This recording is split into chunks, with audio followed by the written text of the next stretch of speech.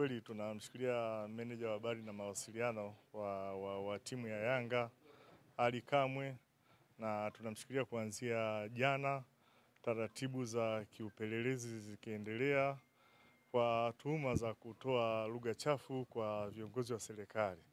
Kama mlivyoona, taratibu nyingine zinaendelea na zitakapokamilika tutaweza kutoa taarifa zaidi. Tumemwona Ali Kamwe ameshafikishwa hapa na ameingia huko ndani. Kiu ya watu wengi sana wanataka kufahamu nini ambacho kinaendelea, na je, Ali Kamwe atafanikiwa kuchomoka leo? Taratibu za kiupelelezi zinaendelea kwenye ofisi ya mkuu wa upelelezi wa mkoa, na pale ambapo zitakamilika basi haki ya dhamana itakuwa wazi. Dhamana inawezekana ikapatikana leo. Ndio.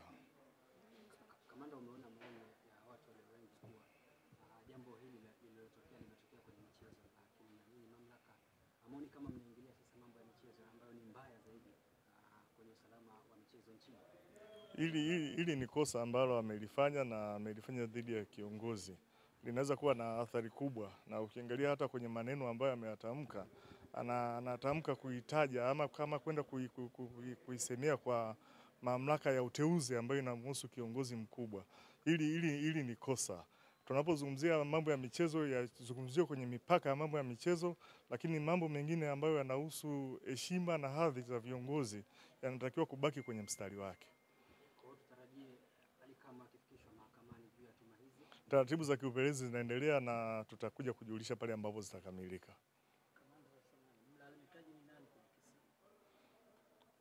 Kama nilivyosema kwamba tuko kwenye taratibu wa mahojiano tunaendelea nayo, lakini hiki kitu kimeonekana wazi na jeshi la polisi limechukua hatua.